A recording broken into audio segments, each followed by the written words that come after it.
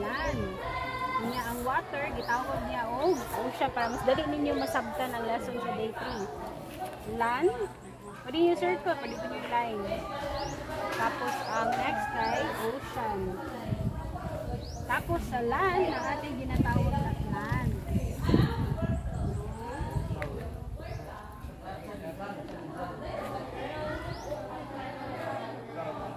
Land or tree. Okay, sa land, water is ocean. Ihapon gani siya, let the land produce plants. Ihapon mga trees, mga seeds. Rin sa day.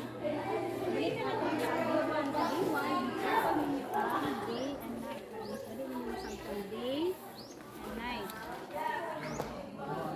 Day and night. Tapos ang day 2,